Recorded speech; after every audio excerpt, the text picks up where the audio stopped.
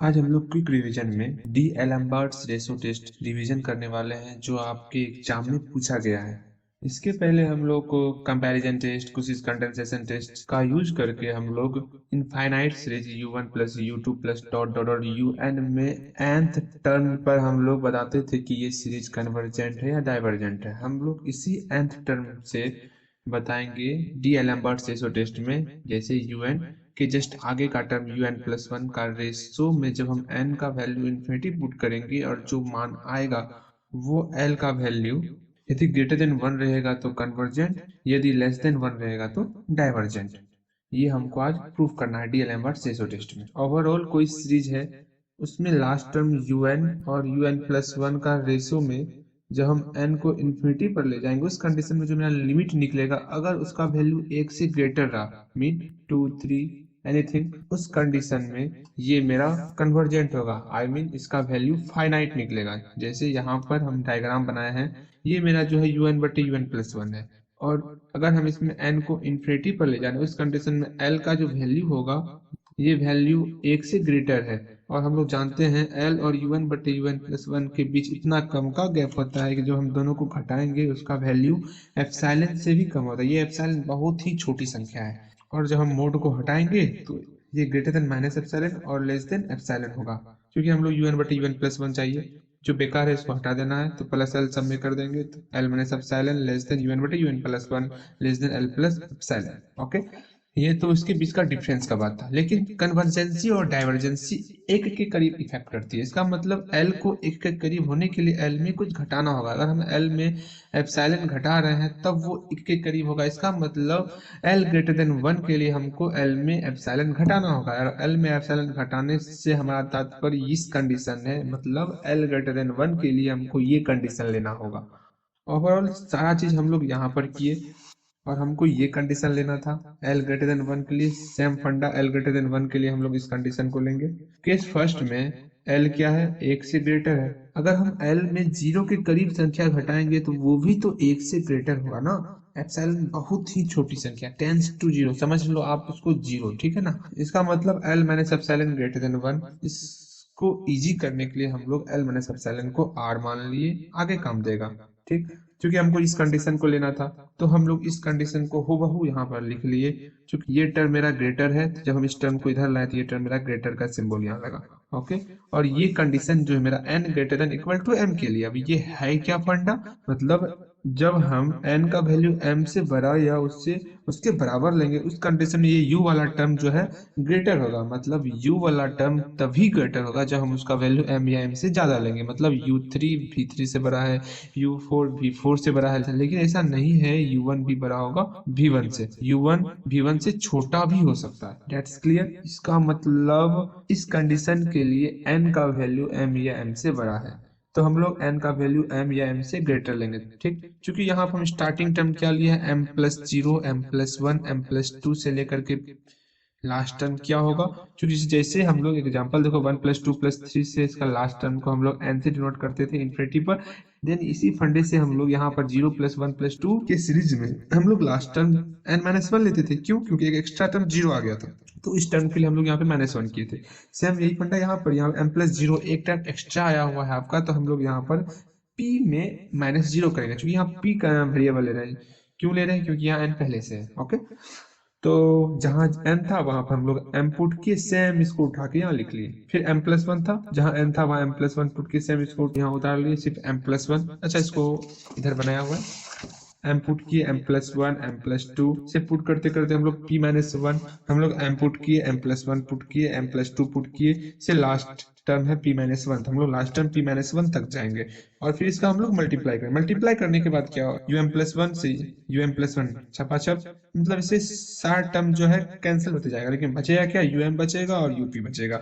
um और up जो है मेरा ग्रेटर रहेगा किससे, l माइनस एप्सिलॉन पे पावर p माइनस m। ये p माइनस m कहाँ से आया, क्योंकि ये l माइनस एप्सिलॉन ये कितने फैक्टर तक हो रहा है, p माइनस m फैक्टर तक। जैसे यहाँ पर 2 का मल्टीप्लाई 5 फैक्टर तक है, तो हम लोग इसको डिनोट करते हैं 2 पावर 5 से। सेम यही फंडा यहाँ पर लगा, l माइनस एप्सिलॉन का multiply p minus m factor तक है, तो हम इस p माइनस m को पावर में ले आए। क्योंकि हम लोग इजी करने के लिए l माइनस एप्सिलॉन को हम लोग r माने हुए थे। अब हम लोग यूपी को इस साइड यहाँ पर ले आए। चूंकि एम वाला टर्म तो कांस्टेंट है, तो एम वाला टर्म को हम लोग एक साइड लिख लेंगे। तो एम यहाँ टर्म है, इस टर्म को इधर ले आए, लेकिन यहाँ पी है, पी को उधर ले जाना होगा हमको। अच्छा जी, पहले पी वाले टर्म को सब इधर लाते हैं, ठीक है। यहाँ पे ग्रेटर देन था, लेकिन यहाँ पी वाला टर्म क्या है, लेस देन है। तो पी वाले टर्म को जब इधर लाएंगे तो लेस देन का सिंबल आएगा।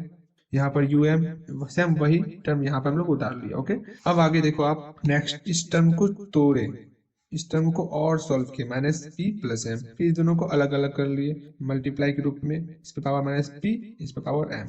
अब चूंकि m का टर्म तो कांस्टेंट है, इसको हम लोग k मान लिए।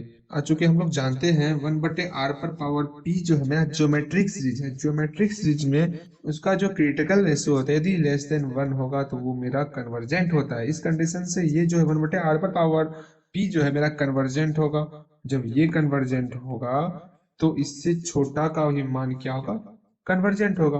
कंपैरिजन टेस्ट फर्स्ट टाइप, जैसे 1 से लेकर 10 तक का यदि वैल्यू फाइनाइट आ रहा है, कन्वर्जेंट आ रहा है, तो 1 से लेकर के 8 तक का भी सम जो है मेरा कोई ना कोई फाइनाइट नंबर ही होगा, वो भी मेरा कन्वर्जेंट ही होगा। That's clear. इसका मतलब ये यूपी भी जो है, समेशन ऑफ यूपी भी मेरा क्या होगा, कन्वर्जेंट होगा। तो समेशन ऑफ यूपी भी मेरा कन्वर्जेंट हुआ कब, एल ग्रेटर देन 1 के लिए। अभी तो हम लोग एल ग्रेटर देन 1 लिए थे, ये टर्म लिए, ये कंडीशन लिए थे, लेकिन हमको इस कंडीशन के लिए चेक करना है कब, जब एल लेस देन 1 हो। जब हम लोग एल लेस देन 1 लेंगे तो उस कंडीशन में ये वाला कंडीशन आएगा मेरा।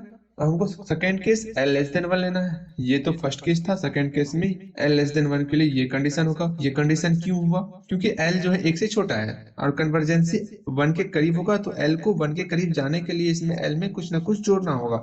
जब हम एल में एप्सिलॉन जोड़े तो ये वाला कंडीशन है, तो हम लोग ये वाला कंडीशन यूज कर रहे हैं यहाँ पे। ओके, और हम लोग चूंकि एल में एप्सिलॉन जोड़ रहे हैं और एल में करीबन करीब 0 भी जोड़ेंगे, और यहाँ एल क्या है, 1 से छोटा संख्या है, और एल में 0 के करीब संख्या जोड़ेंगे भी तो वो 1 से छोटा ही रहेगा। तो एल प्लस एप्सिलॉन भी लेस देन 1, और एल प्लस एप्सिलॉन को हम लोग आर मान लेते हैं, आर भी लेस देन 1 रहेगा। ओके, ये आपका आगे सॉल्यूशन को और इजी कर देगा। अभी हम लोग कहाँ पर थे, इस कंडीशन पर थे।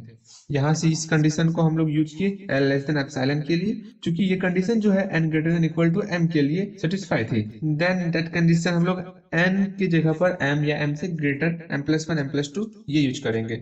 यहाँ पर हम लोग पहले p-1 लिए थे, यहाँ पर हम लोग अलग वेरिएबल k-1 ले लेते हैं। ओके, सेम m पुट किए, m+1 पुट किए, m+2, last term k-1 put करेंगे, सब को मल्टीप्लाई करेंगे। मल्टीप्लाई करने के बाद um/uk होगा, और इसमें चूंकि ये फैक्टर k-m फैक्टर तक है तो ये पावर में मेरा आ गया, और इसको हम लोग कैपिटल आर माने थे, आर पर पावर k-m आ गया, और इसको चूंकि ये माइनस है तो इसको बटे में हम लोग लिख सकते हैं, हम लोग पढ़े हुए हैं।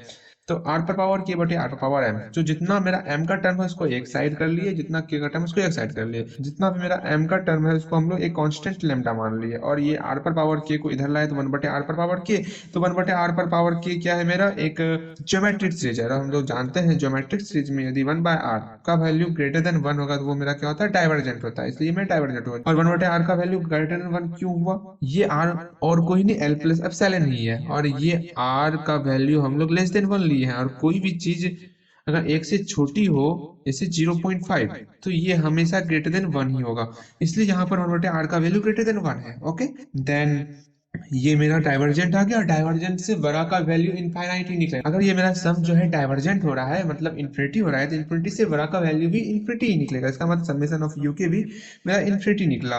तो चूंकि समेशन ऑफ यूके के टर्म को हम लोग रिप्लेस कर रहे हैं एन टर्म्स, तो summation of UN is also divergent. अब थर्ड कंडीशन में हम लोगों को दिखाना है कि जब एल का वैल्यू 1 के बराबर होगा तो ये मेरा डाइवर्जेंट भी हो सकता है, कन्वर्जेंट भी हो सकता है। उस कंडीशन में हम लोग ऐसा 2 एग्जांपल ले लेंगे जो मेरा l=1 के लिए डाइवर्जेंट भी निकल जा और l=1 के लिए कन्वर्जेंट भी निकल जाए। अब हमको l=1 के लिए ये दिखाना होगा कि l=1 में ये कभी कन्वर्जेंट भी हो जाता है और कभी डाइवर्जेंट भी हो जाता है, मतलब ये कंडीशन फेल है कब, जब हम l का मान 1 लेते हैं। तो इसको दिखाने के लिए हम 2 एग्जांपल दिखाएंगे। दोनों एग्जांपल हम लोग स्टैंडर्ड सीरीज का दिखाएंगे। हम लोग स्टैंडर्ड सीरीज में पढ़े हुए हैं, कोई सीरीज ऐसे p का वैल्यू ग्रेटर देन 1 है तब तो वो मेरा कन्वर्जेंट होता है, यदि लेस देन इक्वल टू 1 है तो वो मेरा डाइवर्जेंट होगा। जैसे यहाँ पर हम पहला एग्जांपल लिए जिसमें p का वैल्यू 1 है, इसका मतलब लेस देन इक्वल टू 1 है, तो ये मेरा डाइवर्जेंट है। हम लोग तो जान रहे हैं स्टैंडर्ड सीरीज से, इसमें हम लोग l का वैल्यू निकालेंगे, मतलब un/un+1, तो un/un+1 निकाले और उसमें लिमिट का वैल्यू इन्फिनिटी पुट किए, तो मेरा वैल्यू 1 आ गया, मतलब 1 के लिए ये मेरा डाइवर्जेंट आ गया। स्टैंडर्ड सीरीज से, एल का मान 1 निकला तब।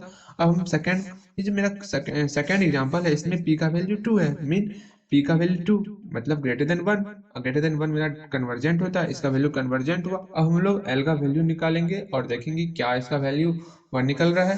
देन देखते हैं, जब हम इसका एल का वैल्यू निकाले तो इसका वैल्यू भी 1 निकल गया, मतलब जब एल का वैल्यू 1 निकला उस कंडीशन में भी ये कन्वर्जेंट हो गया, और जब हम एल का वैल्यू 1 निकाले उसमें भी ये मेरा डाइवर्जेंट हो गया। देन दैट कंडीशन, ये एल इक्वल टू 1 मेरा टेस्ट फेल है। इसमें कन्वर्जेंट भी हो सकता है, डाइवर्जेंट भी हो सकता है। अभी जो हम लोग D'Alembert ratio test revision किए, वो आपका रिवीजन हुआ या फिर नहीं हुआ, वो मुझे कमेंट बॉक्स में जरूर बताना। ओके।